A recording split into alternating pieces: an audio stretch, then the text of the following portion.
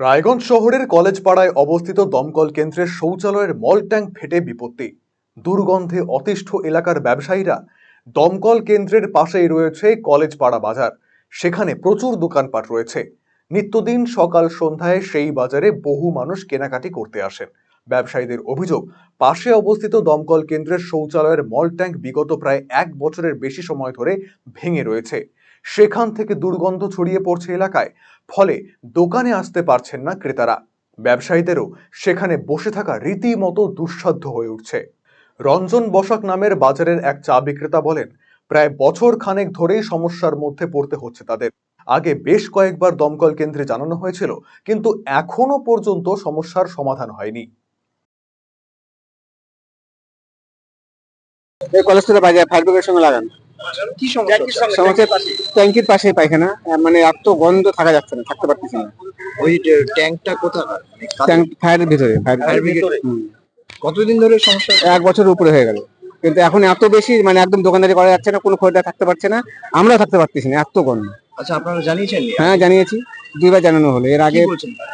ওনারা বলছেন যে এর সাময়িক মাটি দিয়ে চাপা দিয়ে ওটা বন্ধ করে দেওয়া হবে, এই কথাই বলছে আপাতত। তাতে কি আপনাদের সমস্যা মিটবে? না, সমস্যা হবে না, এতে সেই হবে না। অনেক কমে গেছে খরিদ্দার, কেউ আসছে থাকতে পারছে না কেউ। সকালবেলা গন্ধটা অল্প থাকে, কিন্তু বিকালবেলা কেউ ঢুকতেই পারে না বাজারের মধ্যে, এত বাজে অবস্থা। কলেজপাড়া বাজার কমিটির সম্পাদক মন্টু তালুকদার বলেন, 1.5 বছর থেকে তারা এই সমস্যায় ভুগছেন। বিগত প্রায় 1 মাস হলো সমস্যা আরো চরমে উঠেছে। বুধবার আবারও বিষয়টি জানানো হয় দমকল কেন্দ্রে। অবিলম্বে সমস্যার সমাধান না হলে বৃহত্তর আন্দোলনে নামার হুঁশিয়ারি দিয়েছেন তিনি। সমস্যার আগে ফায়ার স্টেশনে একটা মল ট্যাঙ্কি ভেঙে গেছে, তার গন্ধ 1.5 বছর থেকে বেরোচ্ছে কম কম, কিন্তু বিগত 1 মাস থেকে এত পরিমাণ বেরোচ্ছে যে বাজারে খরিদ্দারও ঢুকছে না, দোকানদারও দোকানদারি করতে পারতেছে না। বিরাট সমস্যা, কাস্টমার ভেঙে যাচ্ছে গন্ধের। জানিয়েছেন? জানিয়েছি, লিখিতভাবে জানিয়েছি, তারা কোনো রিসিপ্ট কপি আমাকে দেয়নি।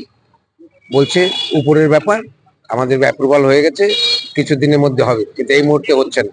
তাতে যা দেখা যাচ্ছে 2-4 বছরেও হবে না।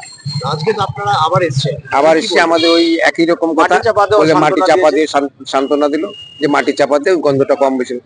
বললাম আমরা যে জল পড়লেই গন্ধ বেরোবে মাটির উপরে।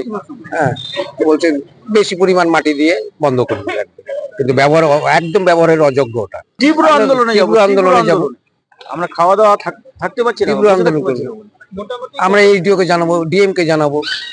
এই বিষয়ে আমরা টেলিফোনে কথা বলেছিলাম দমকল কেন্দ্রের বিভাগীয় আধিকারিক শিবানন্দ বর্মনের সাথে।